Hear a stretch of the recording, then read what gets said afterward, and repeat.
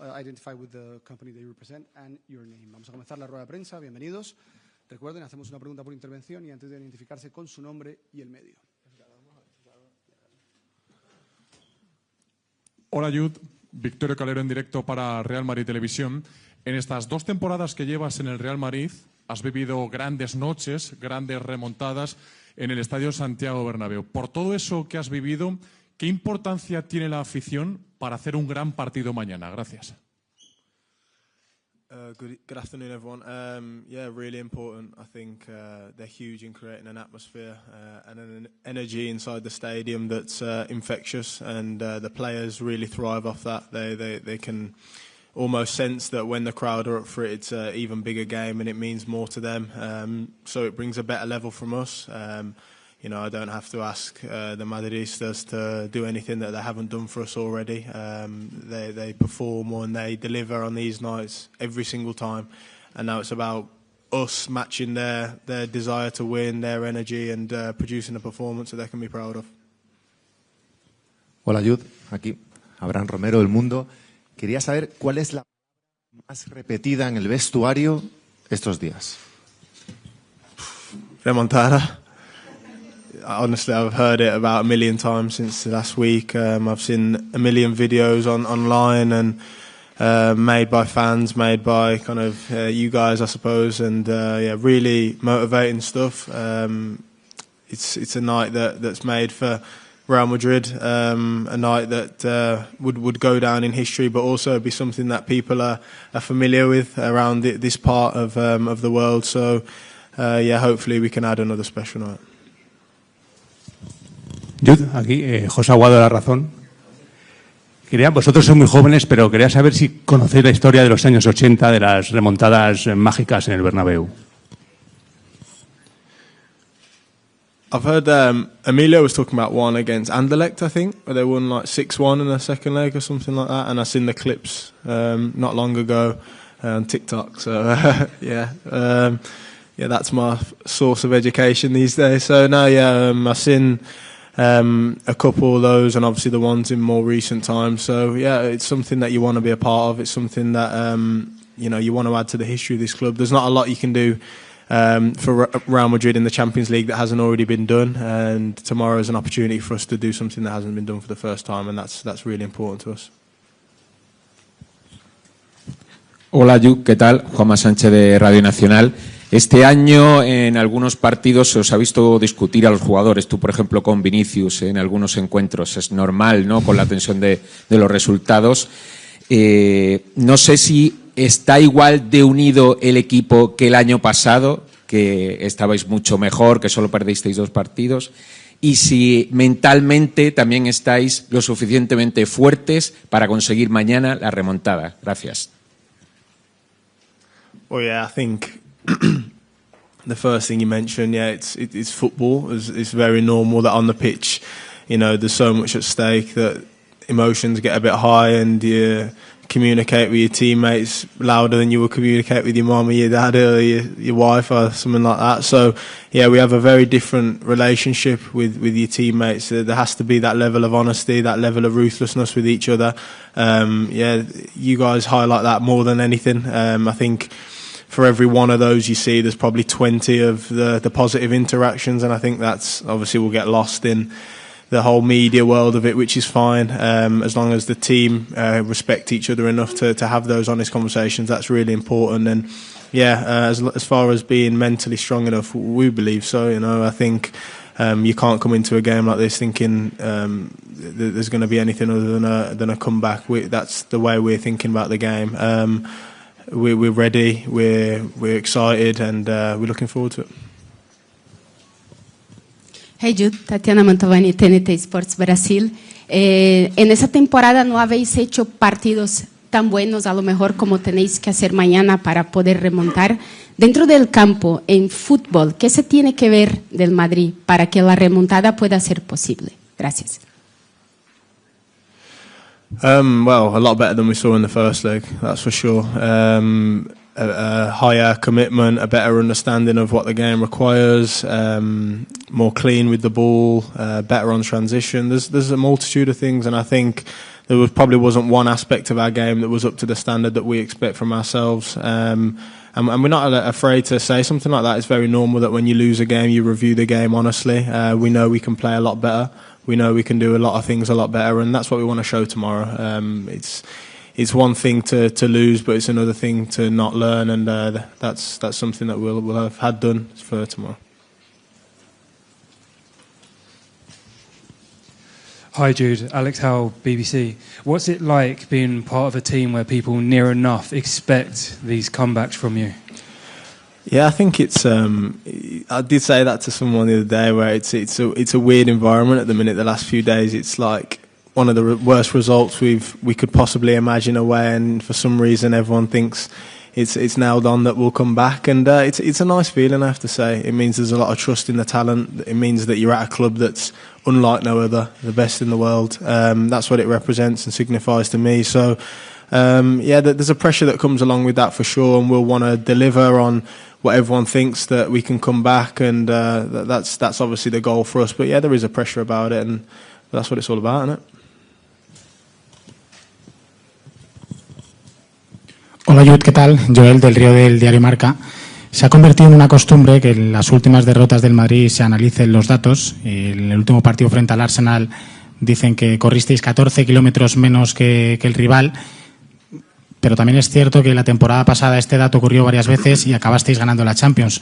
A mí me gustaría saber si de esto habláis en el vestuario y cómo de importante y cuánto de importante es para mañana correr más kilómetros que el rival. Well, yeah, you always give yourself a better chance if you run more, you match the running stats of the other team. I think 14 kilometres, you said there, that's the equivalent to what? One player and a bit more. So I think if you think about it logically, of course it makes an impact on the game. It means that you can't get out to certain areas quick enough, and etc. I probably don't have to explain that. But like I said, last year was similar, where we didn't always run the most, but we were in an organised position. So there is an element of knowing where to run and what spaces to cover, and that doesn't kind of involve running around like a headless chicken. So it's about finding the balance between running a lot and knowing where to run. There's probably a mix of both that we didn't do well at the Emirates. So yeah, tomorrow I'm sure there'll be everyone willing to run much more than we did last week, and hopefully we have a better plan in doing that as well. ¿Qué tal, Jude? Aquí, Marcos Benito para el Chiringuito. Estamos viendo en los últimos días, sobre todo en medios de comunicación, exjugadores en Inglaterra, por sus declaraciones, que ya se empieza a percibir cierto miedo, cierto respeto por esa posible remontada. ¿A ti te llega esto? What, that we're afraid, or that they're afraid, sorry? That England's afraid? Oh, okay, sorry. Translate, it was a bit quiet, I don't know how to turn it up. I think like the previous question, there's an expectation from Real Madrid that when we get into these kind of holes that we can come back, even if it's a really, really tough one and a really difficult one. I think probably in England it's not as common, although it has happened as well. I think Liverpool did it a couple of years back before they got to the final or something like that, or they won it. So it's just because the club have done it so many times, and that's what's so impressive about the size of this club. And the expectations are obviously huge. ¿Qué tal, Jude? Iván Martín de OK Diario. La afición empezó a creer posiblemente el miércoles, tras el batacazo. El miércoles la afición creía. Yo te quería preguntar, ¿cuándo empezáis a creer vosotros en esta remontada? To be fair, after the game, it's normally really tough. You have the kind of few moments after you've got to do the press, you're sitting around on your own where, you do think that it's going to be difficult, it's going to be tough. And then the more you get speaking to the other lads and you see how confident they are, the more it kind of rubs off on you. The lads that have experienced these kind of nights before, it rubs off. Like I said before, it's infectious, and it makes you a lot more confident, a lot more comfortable with the situation you're in, about the people you're going into the situation you're in. For us it was pretty much immediate. So by the time we was back on the coach, we was all not in good spirits, obviously, but realised that we could still be in the competition. Hi, Jude. Dharmesh from Sky Sports. You've said after that game that the tie's not over. And you've kind of answered it a little bit there, but what gives you that real belief that this comeback is on? And the second part of that question, did Arsenal surprise you guys last week? I think what makes us confident is the quality we have, the history of the club, the fans that will turn up and give everything on the night, the aura of the Bernabeu in these Champions League nights. That's always something.